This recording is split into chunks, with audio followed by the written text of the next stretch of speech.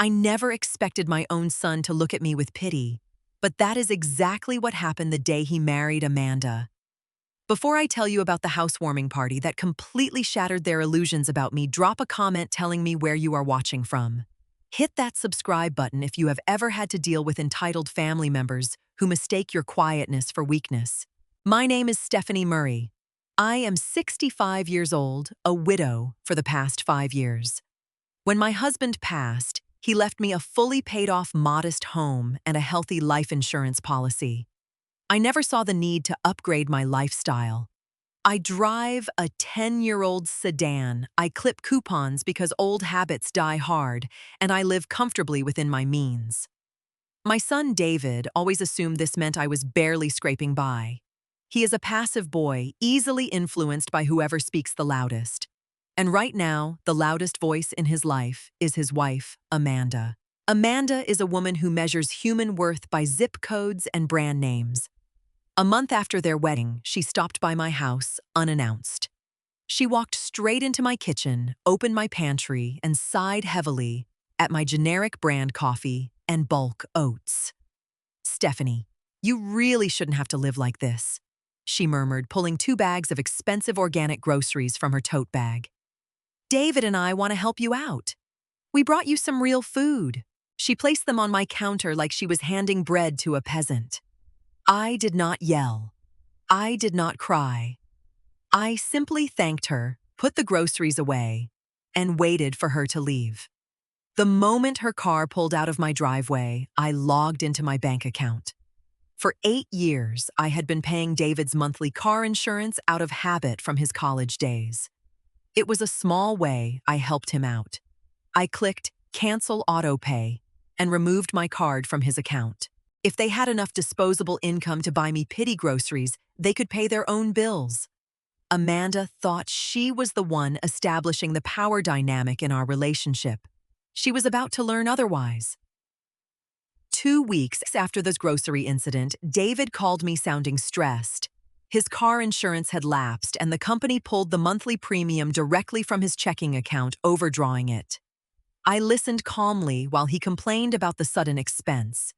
"You are a married man now, David," I replied smoothly. "It is time you handled your own household expenses. I am sure Amanda's organic grocery budget can cover it." He fell silent, unable to argue with the logic. But Amanda did not like losing. If she could not control me with pity, she decided to treat me like a free employee. She started viewing my empty house and my retired status as an open invitation for her convenience. One Tuesday morning, she texted me, "Having friends over for dinner tonight. Dropping the dog off at your place at 2 p.m.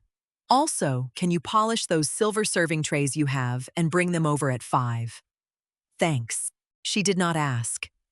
She commanded. For a moment, I stared at my phone. A younger, less secure version of myself might have scrambled to accommodate her fearing conflict. Not anymore. At 1:30 p.m., I put on my favorite wool coat, grabbed my purse, and walked out my front door. I locked the deadbolt, got into my car, and drove to the local movie theater.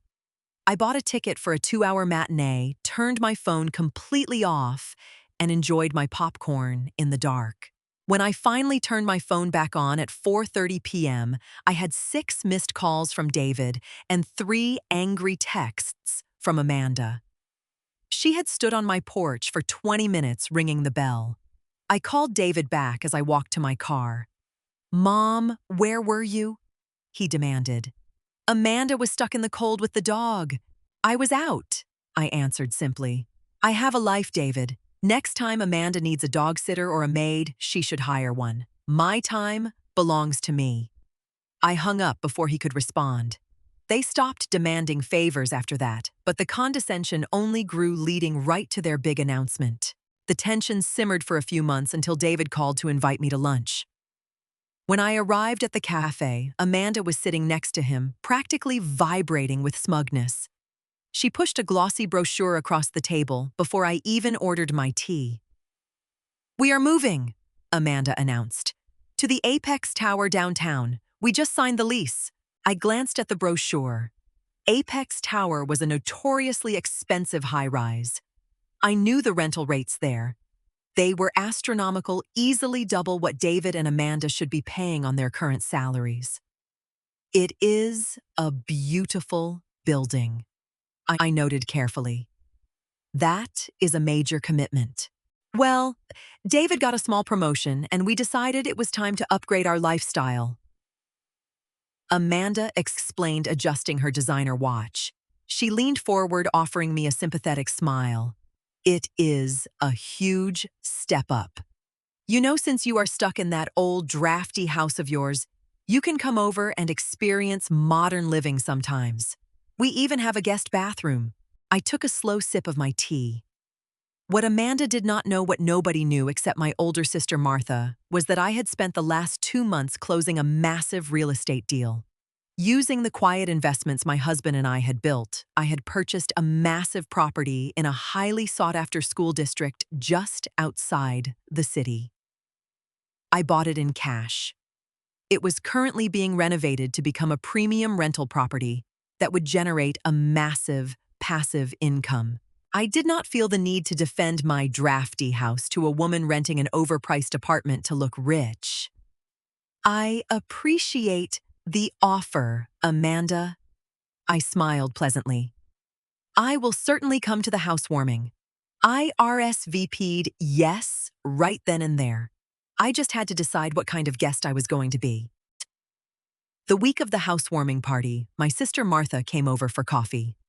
Martha is 3 years older than me, sharp as a tack, and the only person in the family who knows my actual net worth. She sat at my kitchen island watching me sign the final contractor invoices for my new investment property. "You are really going to this party?" Martha asked, taking a sip of her dark roast. "Amanda is going to parade you around like a charity case." "Let her," I replied, sliding the invoices into a manila folder labeled Oakwood Drive Property. I left the folder sitting on the counter. I am not going to let her dictate my comfort level. Besides, David is still my son. Later that week, David dropped by my house briefly to borrow a power drill to mount their new television. I was in the garden, so I told him the door was unlocked and the drill was on the kitchen counter. He was in and out in 5 minutes. I didn't think anything of it at the time. When Saturday evening arrived, I did not dress to impress. I wore a comfortable pair of dark trousers, a simple beige cashmere sweater, and my everyday loafers. I did not need to wear flashy labels to prove my worth. I bought them a very practical, high-quality coffee maker as a gift, wrapped it neatly, and drove downtown. Finding parking near the Apex Tower took 20 minutes and cost $25. I walked into the lobby, all marble and cold glass, feeling perfectly grounded. I pulled up to the 6th floor, ready for whatever Amanda was going to throw at me tonight. The music was already thumping when David opened the door to apartment 614. He looked tired. There were dark circles under his eyes, and his smile did not quite reach them. The stress of living beyond his means was already showing. "Mom, you made it," he greeted, taking my coat. I stepped into the living room. It was undoubtedly a beautiful space, with floor-to-ceiling windows overlooking the city skyline. But it was also packed with Amanda's family. Her parents who always treated me with a thinly veiled superiority, were holding court near the kitchen island. Amanda spotted me and floated over, holding a glass of champagne. "Stephanie, I am so glad you ventured out of the suburbs," she chimed loud enough for her mother to hear. She took the wrapped coffee maker from my hands. "Oh, you shouldn't have spent your fixed income on us. We have an espresso machine built in, but I am sure we can use this for something." "It is a practical gift," I replied evenly. "For practical mornings." Amanda's mother, Brenda, wandered over. "Stephanie, isn't this place just stunning? Amanda has such an eye for luxury. It must be so overwhelming for you coming from your little vintage place." "My home suits me perfectly, Brenda." I smiled. I did not justify my choices. I walked past them, poured myself a glass of sparkling water, and found a quiet spot near the window.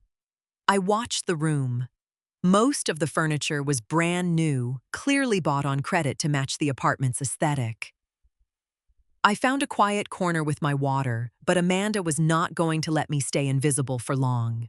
"Everyone gather around." Amanda clapped her hands together. "I want to give a proper tour before we serve dinner."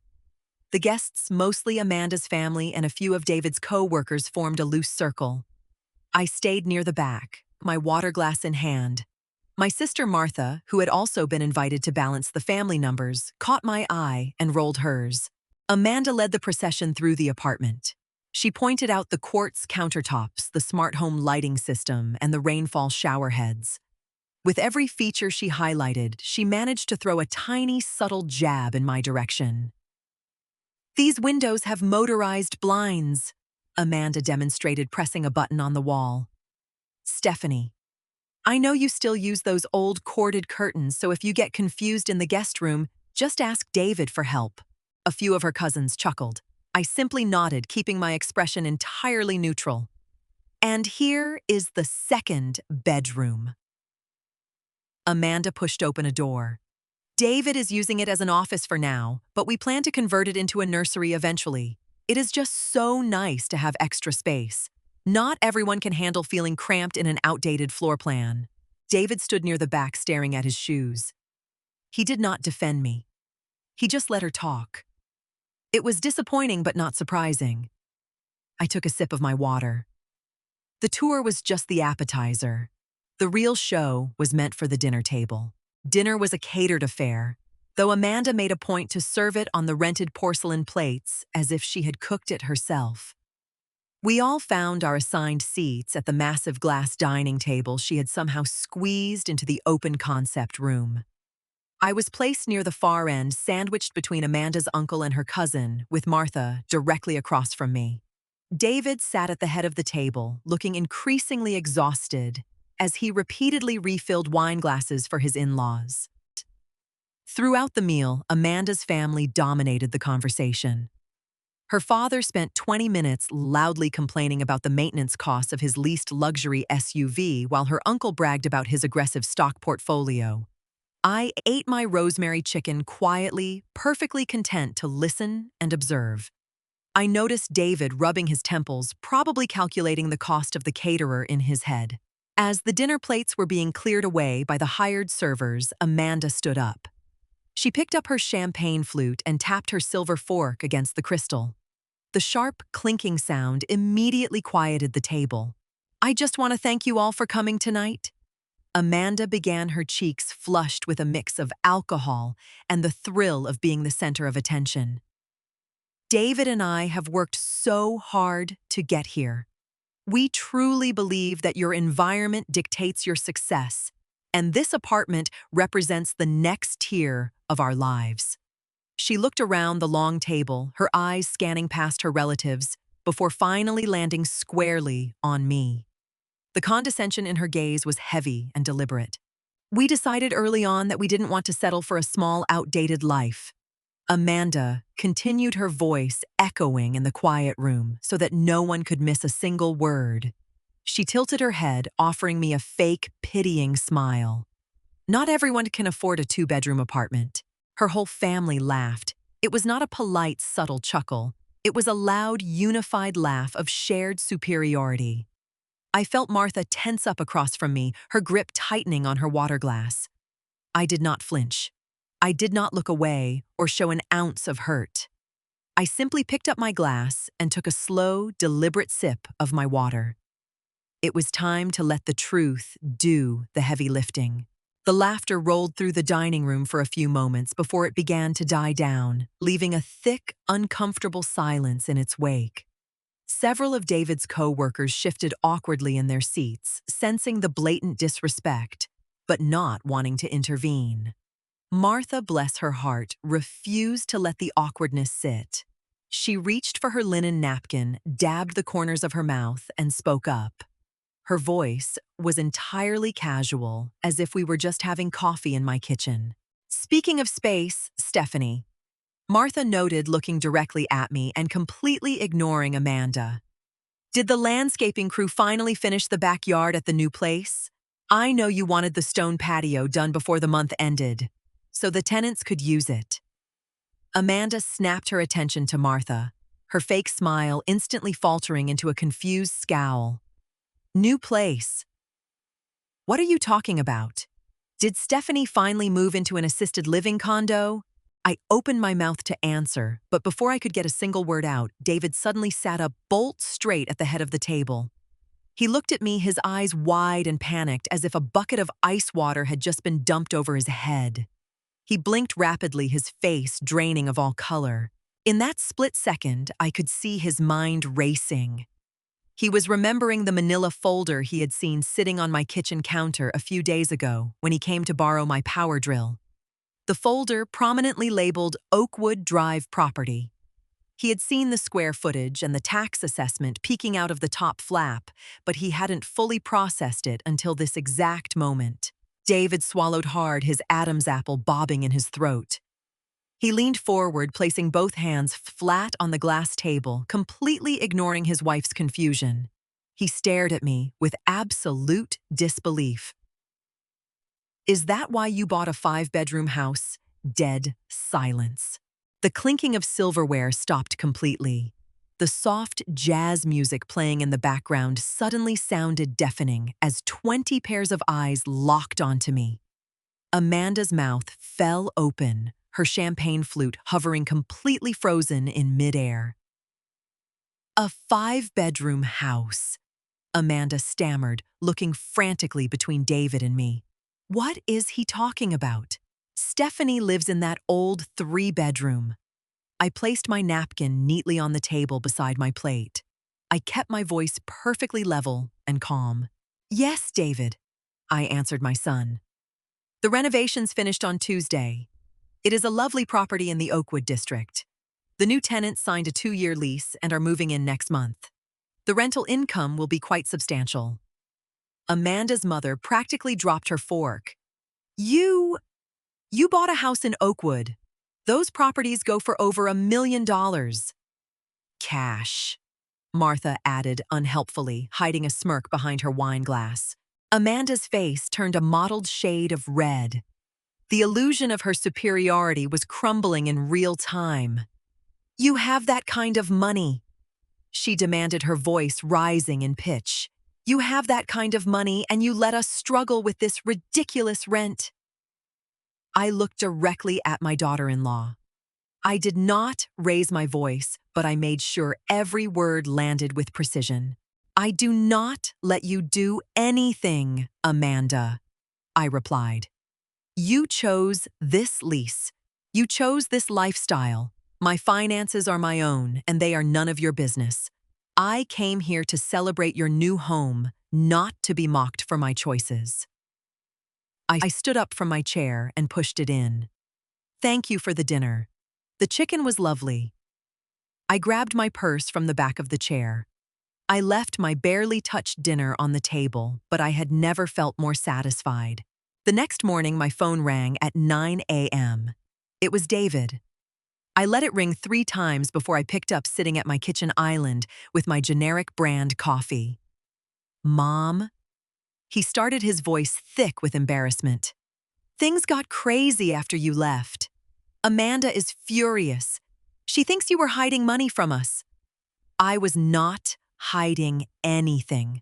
I simply kept my private business private, I answered calmly. What do you want, David? He hesitated. Well, since you have this new income stream, we are realizing this rent is really tight. Amanda wants to know if you could help us out with a loan, just to cover the difference for a few months. I closed my eyes. The audacity was astounding, but I was no longer the woman who bailed him out to keep the peace. No, David, I stated firmly. Mom, please, no, I repeated.